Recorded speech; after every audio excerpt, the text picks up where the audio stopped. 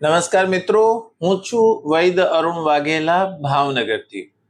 અમૃત આયુ કેર તથા પંચકર્મ હોસ્પિટલ દ્વારા આયુર્વેદનું અમૃત નામના ત્રીજા એપિસોડમાં આપ સૌનું હાર્દિક સ્વાગત છે. આજનો આપણો વિષય છે આમ.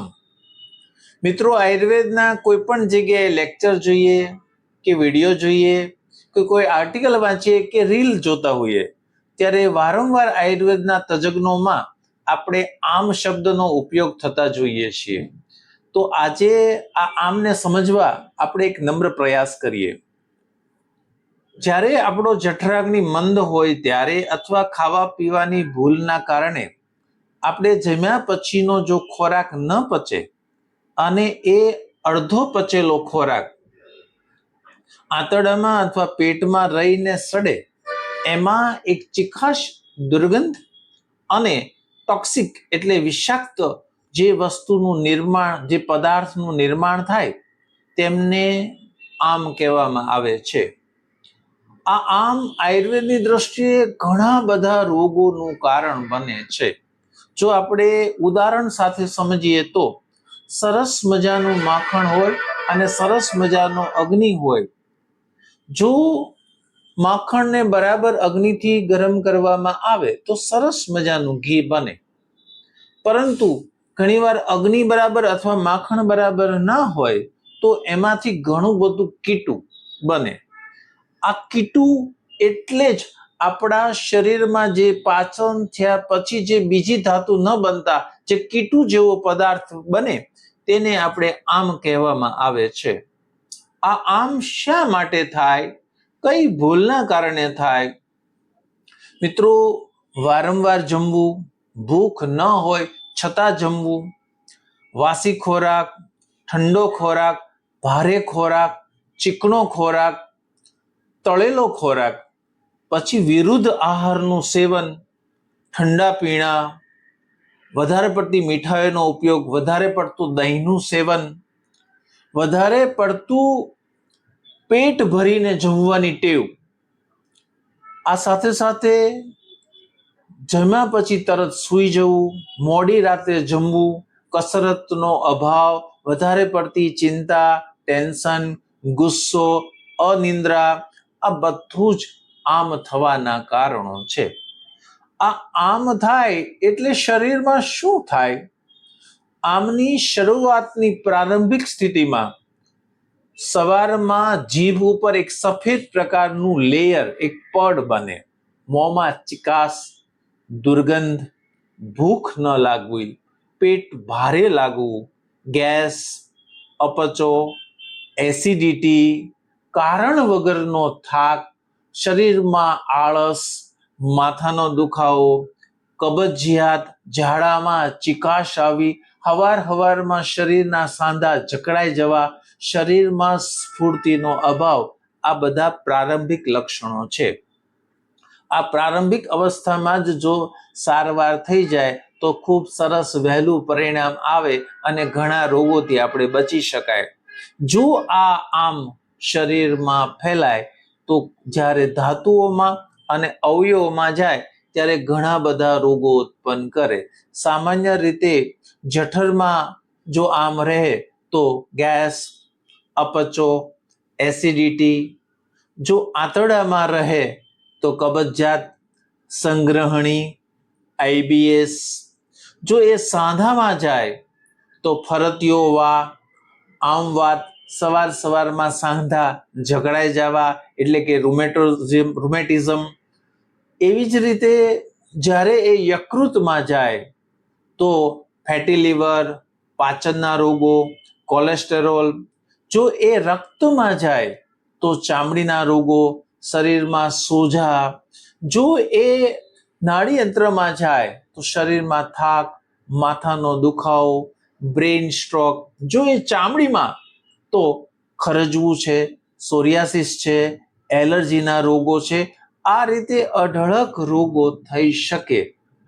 જો આવું હોય છતાં પણ ઘણા લોકો સવારમાં ચા સાથે બિસ્કિટ, બ્રેડ, ખારી, બપોરે ફાસ્ટ ફૂડ સાથે કોલ્ડ ડ્રિંક્સ, સાંજે પીઝા, બર્ગર, રાતે મોડી રાત સુધી જાગવું, વધારે પડતો મોબાઈલનો ઉપયોગ, આ પણ ઓર આમને વધારે છે. જ્યારે આમ વધી જાય ત્યારે આપણે ઘણી બધી ટ્રીટમેન્ટ લેતા હોઈએ, જેવા કે ડાયાબિટીસ છે, ફેટી લીવર છે, સાંધાનો દુખાવો છે, ઓટો ઇમ્યુન ડિઝીઝ છે, ગેસ છે, અપચો છે, મેદ વૃદ્ધિ છે, શરીરમાં કેટલા બધા રોગોની આપણે સારવાર કરાવીએ છીએ. તમને થોડી સિમ્પ્ટોમેટિક રાહત થાય છે, પરંતુ જેવું જોઈએ તેવું પરિણામ મળતું નથી. આટલી સારવાર લીધા પછી પણ શરીરમાં જરાય સ્ફૂર્તિ, ઉત્સાહ અને બળ જોવા મળતા નથી, અને પેટ તો કાયમ માટે મોટા ભાગનું ડિસ્ટર્બ રહે છે. મિત્રો, આની સાચી ટ્રીટમેન્ટ જ્યાં સુધી આમનું સારવાર ન થાય ત્યાં સુધી શરીરમાં હળવાશ આવે નહીં. માટે આમની ચિકિત્સા અહીંયા થવી ખૂબ જરૂરી છે. તો આમ હોય તો આપણે આવા સમયમાં શું જમવું જોઈએ? મિત્રો, એકદમ હૂંફાળું, સાદું, હળવું, ઓછું, આપણી પ્રકૃતિને માફક આવે તેવું સમયસર જમી લેવું જોઈએ. હળવા ખોરાકમાં મગ છે, જૂના ચોખા છે, લોટનો થોડો ઓછો ઉપયોગ કરવો. ઠંડા પીણા છે એ ન લેવા જોઈએ. ખાસ આમાં હળદર, જીરું, મેથી, મરી, અજમો, જેને માફક આવતું હોય એને લસણ નો ઉપયોગ, મરી મસાલા ઉપયોગ દીપન પાચનમાં મદદ કરે છે, કાચો આમ દૂર કરવામાં મદદ કરે છે, તે લઈ શકાય. પાણી હંમેશા ઉકાળું લેવું જોઈએ. આમાં ખાસ દહીં, આમાં રાત્રે તો ક્યારેય દહીં ન લેવું જોઈએ. દિવસની ઊંઘ ન લેવી જોઈએ, રાતના ઉજાગરા ન લેવા જોઈએ, તળેલો ખોરાક, વાસી ખોરાક, ઠંડા પીણા ન લેવો જોઈએ, નહીં તો આમ ઘણીવાર ખૂબ જ વધી જાય છે.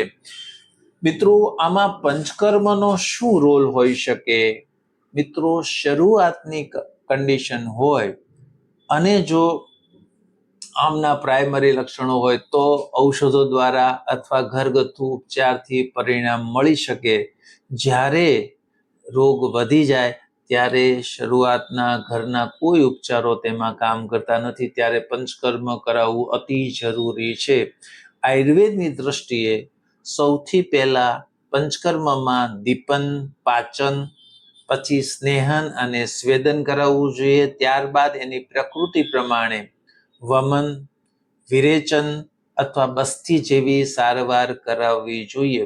મિત્રો, આ પંચકર્મ સારવાર કરાવ્યા પછી અમને જ્યારે અમારી પાસે દર્દી આવતો હોય ત્યારે એને સવારમાં ઉઠવામાં તકલીફ પડતી હોય, શરીરમાં સ્ફૂર્તિનો અભાવ હોય, શરીર આખું જકડાઈ જતું હોય, શરીરમાં એકદમ થાક મહેસૂસ કરતો હોય, પંચકર્મ કરાવ્યા પછી એમને બહુ જ શોર્ટ ટાઈમમાં સરસ મજાનું પરિણામ મળતું હોય. જેને આમના કારણે ભયંકર એસિડિટી રહેતી હોય અને પછી એમને વિરેચન કરાવ્યું હોય તો શરીરમાંથી કાચા આમ નીકળી જવાથી એમને કાયમ માટે આ એસિડિટી જેવા રોગમાંથી, પાચનના રોગમાંથી મુક્તિ મળે છે. ટૂંકમાં, શરીરમાં વધી ગયેલો આમને શરીરમાંથી બહાર કાઢી નાખવાથી શરીરમાં કાયમ માટે સ્વસ્થતાનું નિર્માણ થાય જ છે. જેમ આપણું શરીર ગંદુ થાય છે ત્યારે આપણે સ્નાન કરીએ છીએ, એમ જ્યારે શરીરમાં દોષો વધે, ટોક્સિક આમ વધે, ત્યારે શરીરનું આંતરિક સ્નાન એટલે પંચકર્મ કરવું જોઈએ, જેથી કાયમ માટે આમજનિત રોગોથી બચી શકાય, ઓટો ઇમ્યુન જેવા રોગોથી બચી શકાય. મિત્રો, આયુર્વેદમાં શું ખાવું એટલું જ બતાવ્યું એવું નથી. આયુર્વેદમાં કેવું ખાવું, કેટલી માત્રામાં ખાવું અને એને કેમ પચાવવું એ વિગતે સમજાવ્યું છે. મિત્રો, જ્યારે આપણા શરીરનો અગ્નિ એ પ્રજ્વલિત હોય તો આપણું આરોગ્ય જળવાઈ રહે. જો આપણા શરીરમાં આમ વધે તો ઘણા બધા રોગ થઈ શકે.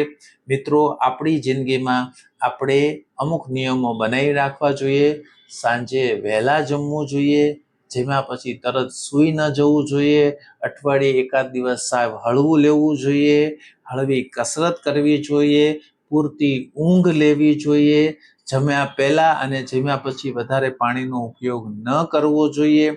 ઠંડી વસ્તુઓ છોડી દેવી જોઈએ. નિયમિત કસરત, યોગ અને પ્રાણાયામ આપણા જીવનમાં હંમેશા કરવા જોઈએ.